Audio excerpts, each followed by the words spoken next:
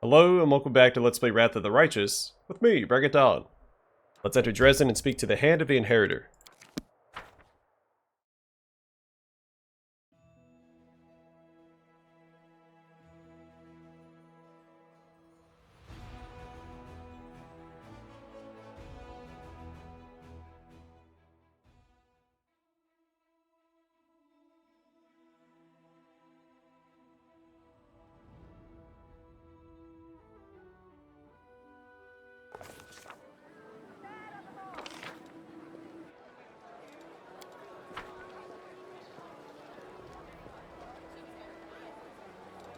I am never wrong.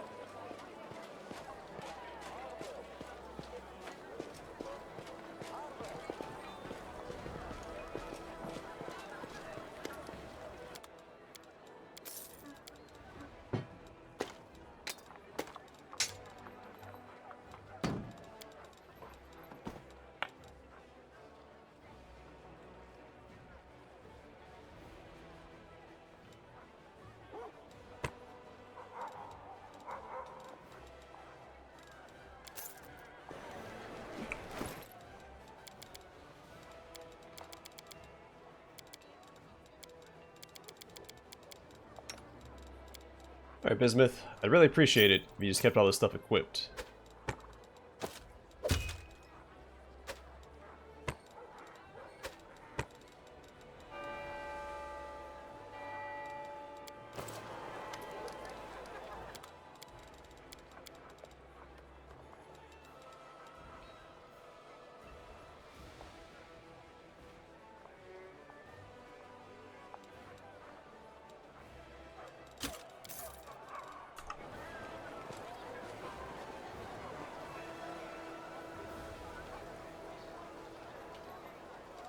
It's time to act! Well, let's go talk to our righteous ally.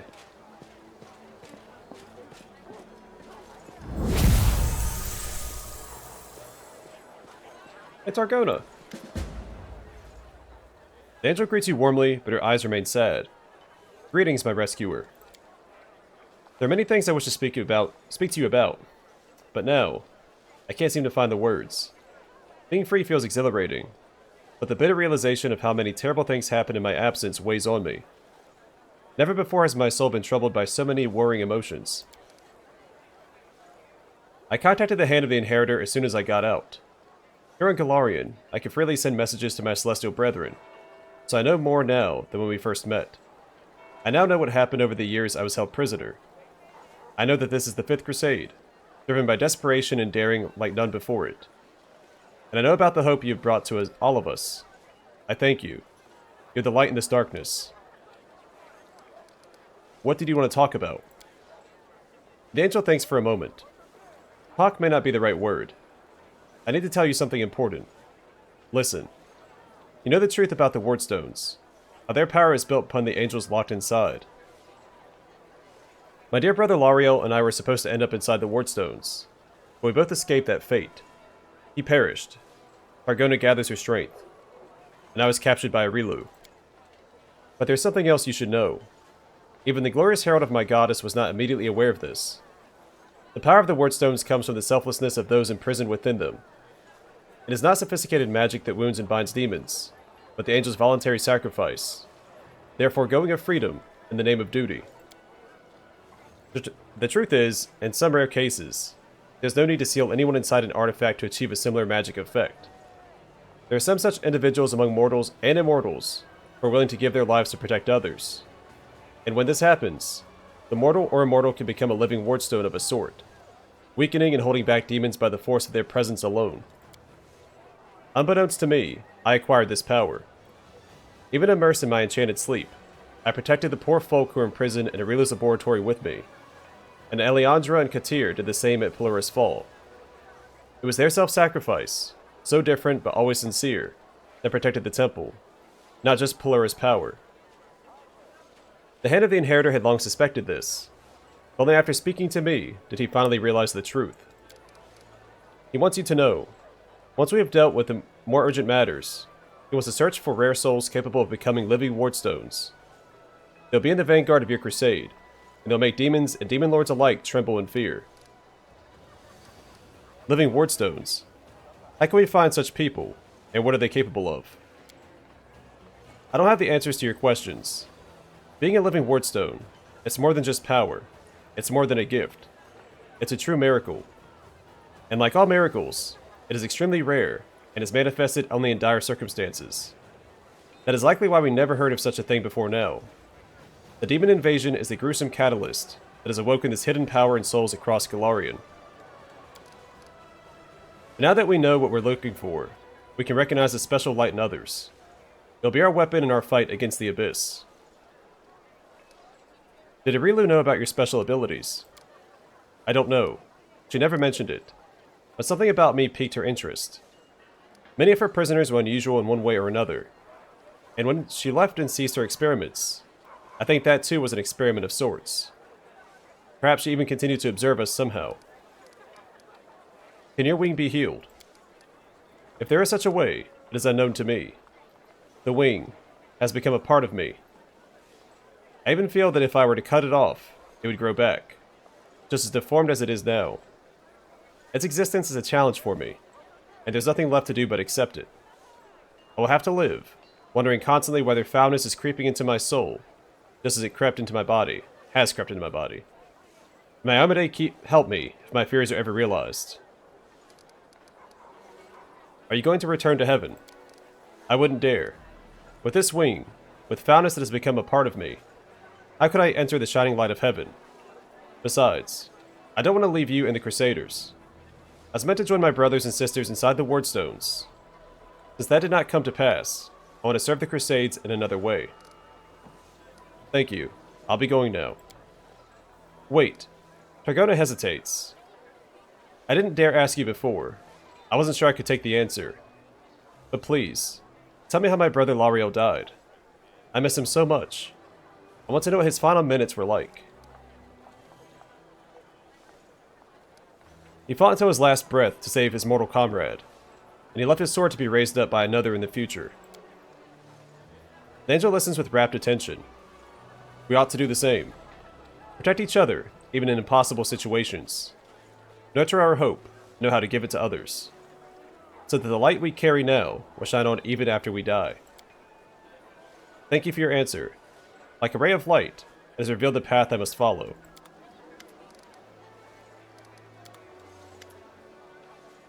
My watch goes on. Greetings, champion. Greetings and thank you for saving my heavenly sister in arms. Targona has returned to us. What joyous, joyous news.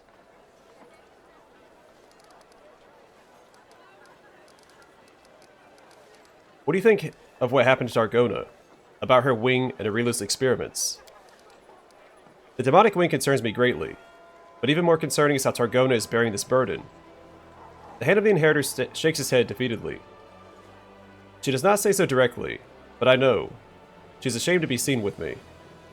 She does not wish for a corrupted angel to be seen next to Amade's herald. I cannot convince her otherwise. Targona is too proud to accept my sympathy.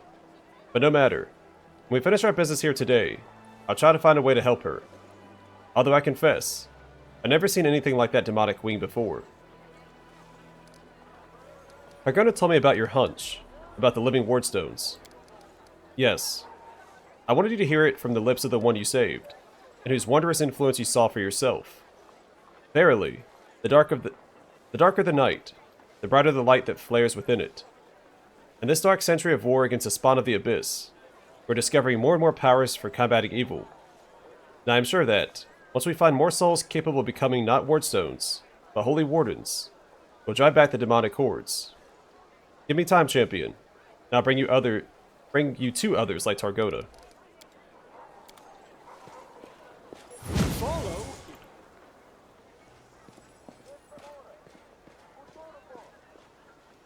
And now it's time for housekeeping. We have weapons to forge and decrees to issue.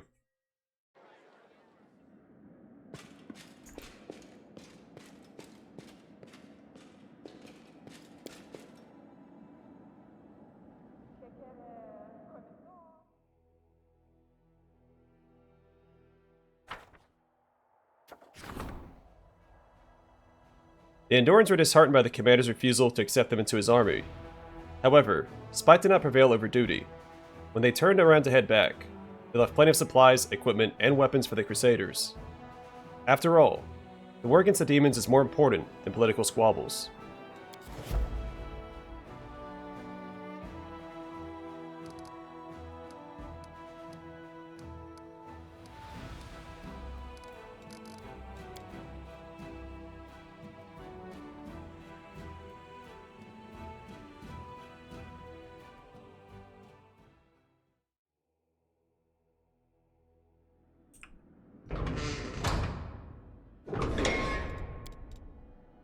Have you thought about what you're going to do after the war? Demons don't know what peace is. I am still trying to grasp the idea that evil and suffering can come to an end.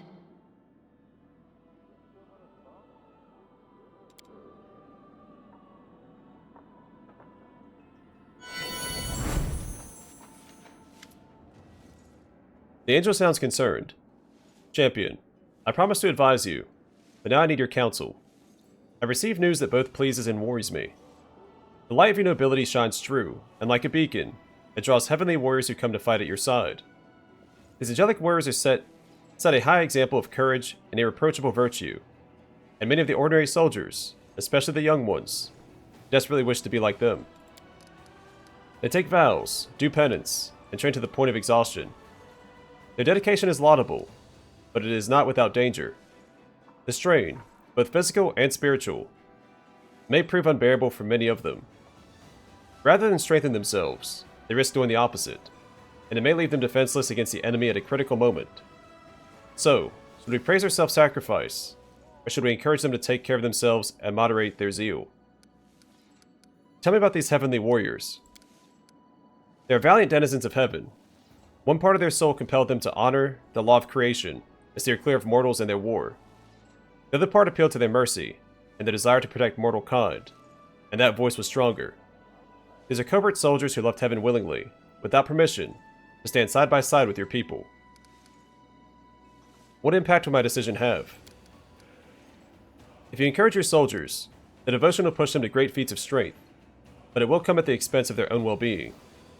But if you restrain their zeal, we'll save these brave souls for future endeavors. So good is the cautious feat. All adjacent allied units gain +1 bonus to armor class for 1 round at the start of each round. And lawful. The effect of positive morale on the chance of additional action doubles for all units. I mean, that seems really good. But absolutely, let's go with the lawful choice. We cannot stand in the way of righteous devotion. It is the key to our success. Also, I think maybe this choice should be lawful and this one should be good. I feel like lawful should be more reasonable and moderate. I'll inform the soldiers of your decision. Hearing that the commander approves of their actions will give them strength. Thank you for listening to me. I'll demand no more of your time, but I promise to return when you need my advice, or when I need yours.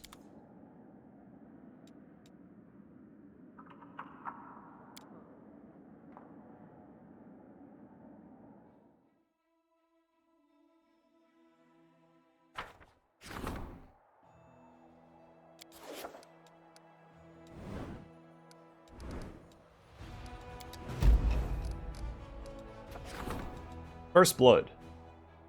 One of the officers has been bringing recruits to the prison so they could fight weakened captives and kill them. He wanted to prepare the newcomers for their first battle, but unfortunately, during one of the training sessions, one of the soldiers got killed and everything came to light. So Wendwag encourages this. Yeah, we're going to go with Forbid Touching Prisoners.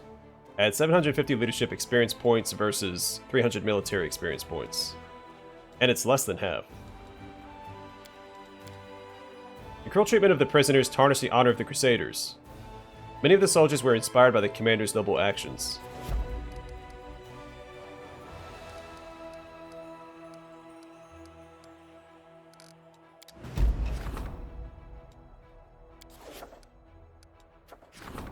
Alright, the fate of the Wicked Dope. The craftsmen of the Crusade can refine the staff known as the Wicked Dope in order to turn it into a relic, and then present it to the commander. What kind of item they will make is yet to be decided. It's supposed to be a staff. I guess we'll go with the quarterstaff. I don't really have a leg in this race.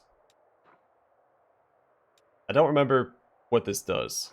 I mean, the banded mail might be worth it. Sure. Make the banded mail of dope.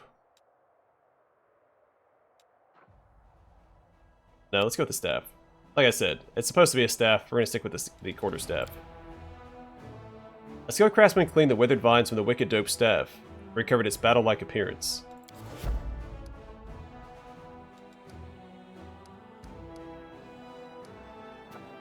Alright, the fate of the attractive impulse.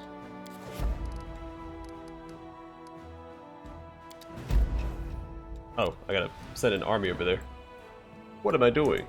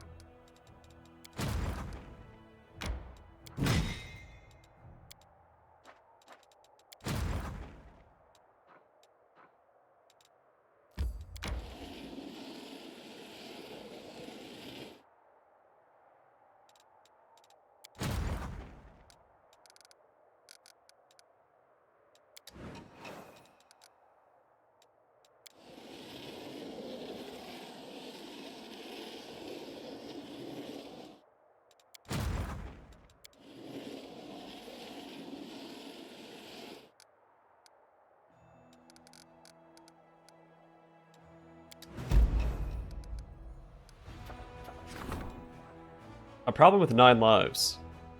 The quartermasters brought cats to Drezen, so they could keep the store safe from rats. Smaller demons have learned to assume the form of a cat to sneak into the city and wreak havoc. The soldiers are ready to start hunting cats, but the quartermasters are against it. This is usually the best choice. So we get the Blessing of Bastet. Energy points income increases by 5.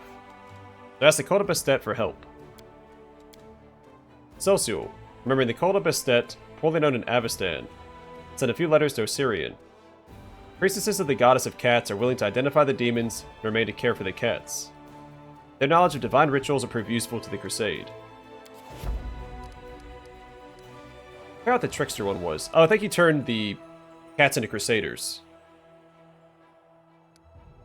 Or they're knighted or something on the Trickster path. It's a pretty awesome choice.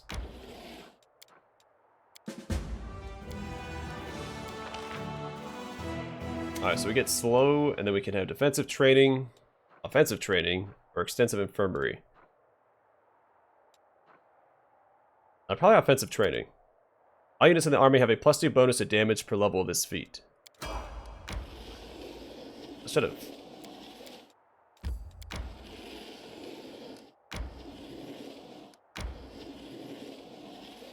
I had to map that out.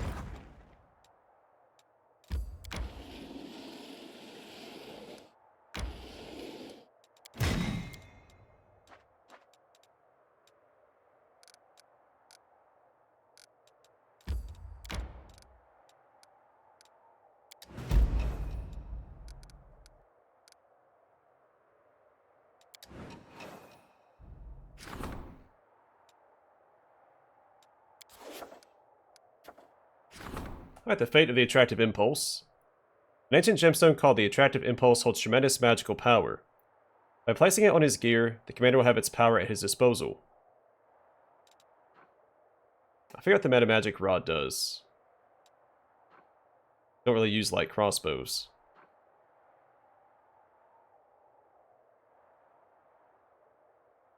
Probably the gloves. I feel like we have a lot of open glove slots, or at least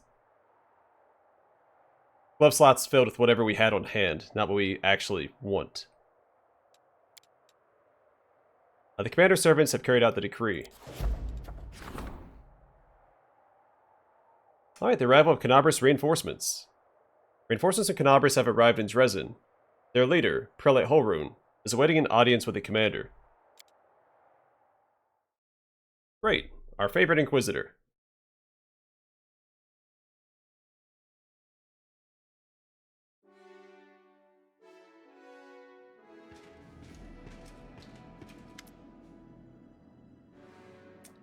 Greetings to you, Knight Commander. The Old Inquisitor stands rigidly at attention.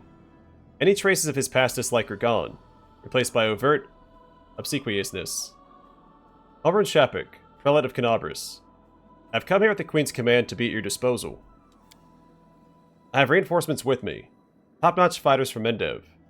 They have all been personally vetted by myself for trustworthiness, and every one of them is champing at the bit to fight for the Crusade. Say champing or chomping? It is champing. In addition, Her Majesty commanded me to bring the Wardstone to you. Now you have to have 2 of the Goddess's relics in your arsenal, but now you have, not have to have. And rightly so. You saved both of them from the demons. Remind me, who are you? I'm Hulrun Shapik, Commander. Inquisitor by the grace of Amadei, Prelate of Kenabres by the grace of Her Majesty Queen Galfrey, against threats from within and without. How are things in Kenabres? We're gradually rebuilding.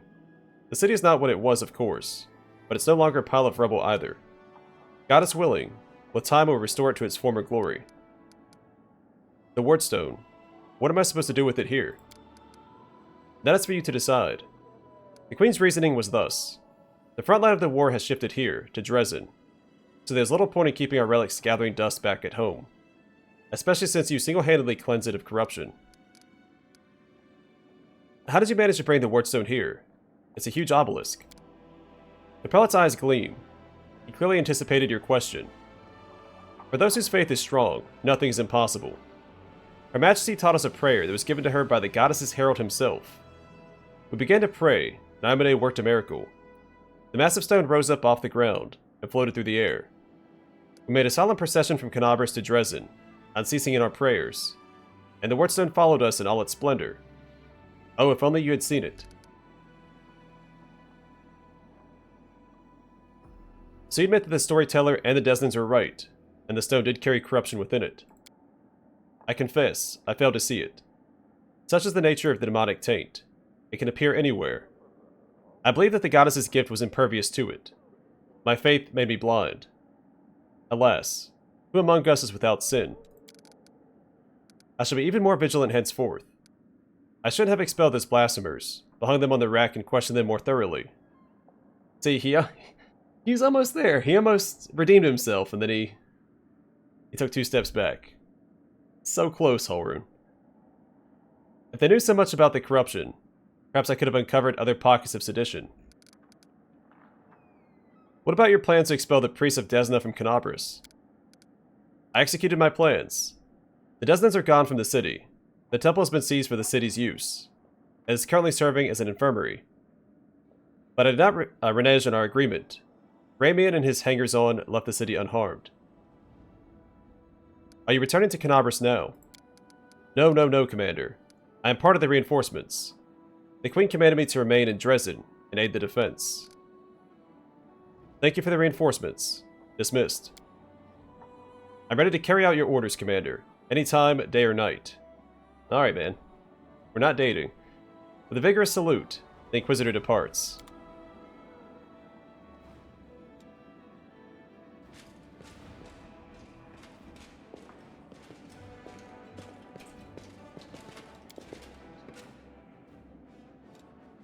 So it's not a terrible idea to keep Hulrun alive. It makes a later part of the game a little easier, or more forgiving. Because there's a point later on in the game where you have to make choices where to go first. And dependent on those choices, there's consequences, of course. He can negate one of those consequences.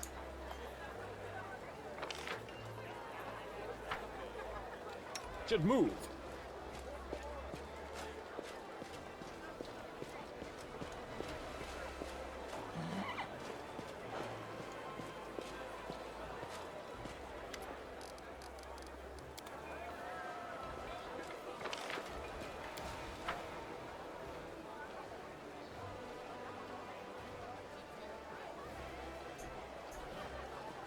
The Wardstone hath a riven. I can inspect it.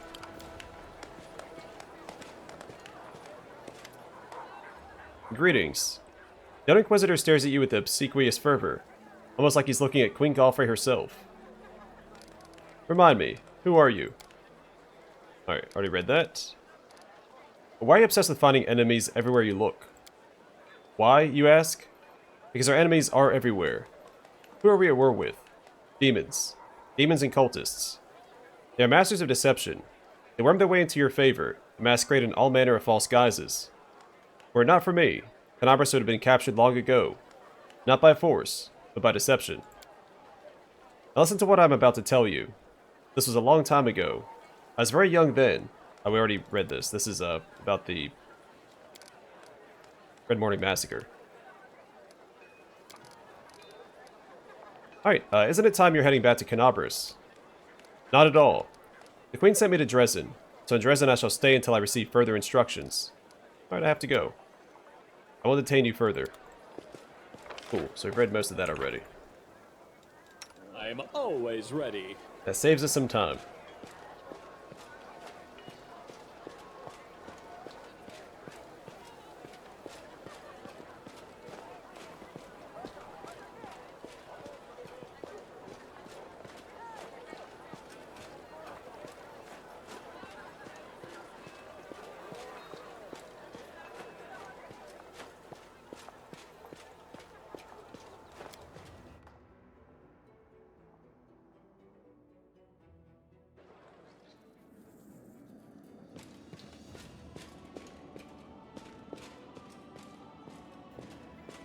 Alright, I'm going to call it here, and next time we'll continue with our housekeeping, or managing Crusade affairs is probably the more official terminology. We'll probably wrap that up next time, and we can probably set out towards the Ivory Sanctum. I can't talk today. And go from there. Because after we do the Ivory Sanctum, that's going to kind of... It sort of shoehorns us into the next stage of the game. It says you have so long, but you actually have pretty much as much time as you want.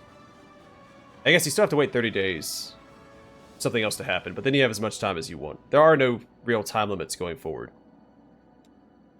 So, we can keep that in mind. But I like to take care of everything before we trigger the next series of events. Just so I don't feel like I have to... I'm not delaying the story, which I guess I'm doing now.